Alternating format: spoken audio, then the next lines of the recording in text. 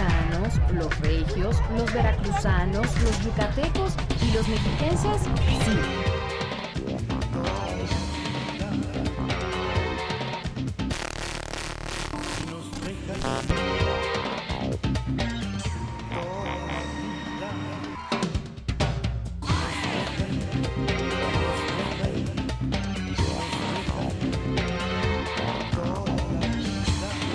Porque los capitalinos no tenemos nuestra televisión. Si nos dejan, tendremos nuestra televisión. Capital 21. Si nos dejan, nos vamos a querer toda la vida. En unas horas se espera que el huracán Jimena impacte la costa occidental de Baja California Sur. Continúan los esfuerzos para ahorrar agua. El jefe de gobierno, Marcelo Ebrard, supervisó la rehabilitación de tuberías en la delegación Coyoacán. Silvano Aureoles, senador del PRD, espera un balance autocrítico en el tercer informe de gobierno de Felipe Calderón. Comenzamos. Desde el corazón de México, para la gran ciudad, Capital 21 transmite su noticiero, Capital en Movimiento. Bienvenidos, iniciamos esta emisión de Capital en Movimiento a través de Capital 21, el aire que México necesita. Yo soy Angélica Morales, comenzamos nuevo mes, el mes patrio, 1 de septiembre. Vayamos a la información. Desde el corazón de México, para la gran ciudad, Capital 21. El huracán Jimena se degradó a la categoría 3 de la escala Saffir-Simpson, pero seguía amenazando los centros vacacionales en la península mexicana de Baja California. El Servicio Meteorológico Nacional informó que el fenómeno se ubica a 220 kilómetros al suroeste de Cabo San Lucas, por lo cual más de 5,000 personas han sido desalojadas, así lo informó el secretario general de Gobierno, Luis Armando Díaz. El jefe de gobierno, Marcelo Ebrard, supervisó la rehabilitación de tuberías en la delegación Coyoacán con el objeto de continuar con los esfuerzos para ahorrar la mayor cantidad de agua y evitar padecer una grave escasez el próximo año. Con el fin de continuar avanzando en el programa de ahorro emergente de agua en el Distrito Federal, el jefe de gobierno Marcelo Ebrard Casaubon supervisó los trabajos de renovación de tuberías en la colonia de Los Pedregales, en la delegación Coyoacán. Ebrard explicó que producto del cambio de temperatura en el planeta ha dejado de caer en los últimos años más de 80 millones de metros cúbicos de lluvia, situación que provoca escasez de líquidos sobre todo en el sistema Cutzamala y obliga a los capitalinos a ahorrarla lo más posible. En estos meses ahorrar el agua que vamos a necesitar para el año que entra, cuando ya no esté lloviendo. Me refiero al mes de enero, febrero, marzo, abril, mayo. Tenemos que ahora ahorrar esa agua para que el año entrante la tengamos disponible.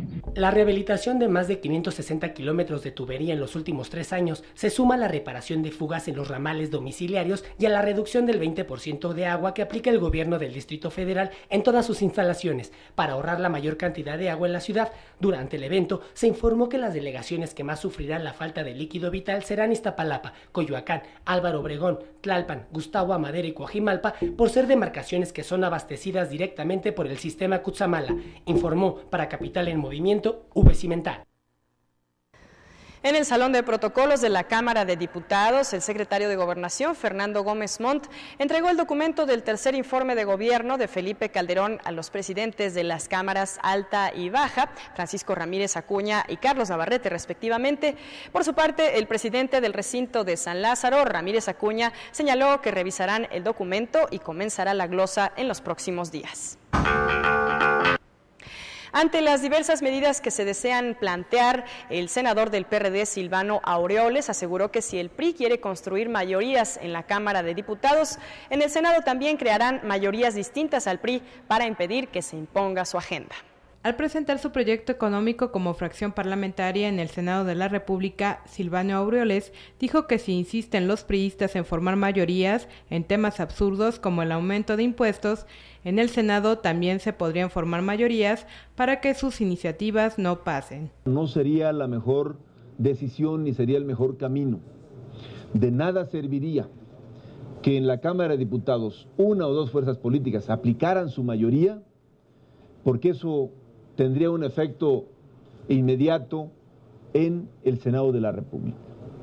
Si allá se construyen unas mayorías, acá se pueden construir otras, y eso no sería una buena señal, un buen mensaje para la estabilidad política del país, menos en el momento por el que estamos atravesando. Respecto al boquete económico que anunció el secretario de Hacienda, Agustín Carstens, de 300,000 millones de pesos, el senador consideró que el incrementar el impuesto a la gasolina o a la luz eléctrica no es la forma de subsanar este déficit. No creemos nosotros que la salida o la solución para este boquete financiero de que habla el secretario de Hacienda sea cargándole la mano nuevamente a los que siempre han pagado, a los contribuyentes cautivos. Es casi un hecho que van a intentar imponerle un nuevo impuesto a la gasolina, que pretenden con eso recaudar una cantidad cercana a los 70,000 millones de pesos. Y otra cantidad similar incrementando el IETO y ISR. Entre las propuestas mencionadas por los integrantes perredistas para enfrentar la emergencia económica y evitar estallidos sociales está el de poner en marcha el seguro de desempleo, la utilización de fondos ociosos, así como la formación de un acuerdo nacional en materia económica. Con imágenes de Joel Arias, informó para Capital Movimiento, Aida Espinosa. Felipe Calderón llega a su tercer informe de gobierno con un país en crisis política, económica, social, de seguridad sanitaria y ahora del agua. Veamos a este respecto el comentario del periodista Gustavo Lomelín.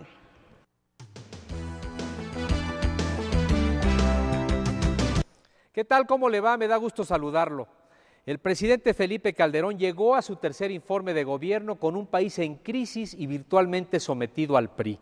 El ambiente es de preocupación, pues desde el ejército mexicano, pasando por los empresarios, las universidades, los campesinos, los partidos políticos y hasta la propia iglesia, advierten riesgo de estallido social que ponen en peligro la gobernabilidad de la nación. Durante las últimas semanas se han levantado voces de alerta sobre el peligro de una explosión social en México. De hecho, en la instalación de la 61 legislatura, el posicionamiento de algunos partidos políticos fue que México se encuentra al borde de la ingobernabilidad por la falta de capacidad del Estado de cumplir con su obligación mínima de garantizar la seguridad de los ciudadanos. Y sin duda, dos ejemplos concretos ilustran esta realidad nacional. Por un lado, Ciudad Juárez es ya la ciudad más violenta del mundo por la guerra desatada contra el crimen organizado, que se ha traducido en más de 18,000 ejecutados en todo el país en los últimos 3 años. Y por otro lado, hay en México 2,800,000 mexicanos que no encuentran empleo por la dramática caída de la economía de 10.3% en el segundo trimestre del año, la segunda más fuerte del mundo, solo después de Rusia. Así están las cosas, pero se pueden poner peor por la austeridad presupuestal y por el inminente alza de precios y tarifas del sector público, básicamente las gasolinas, la luz y la electricidad. Así que las cosas todavía se van a poner más complicadas. Gracias por su atención.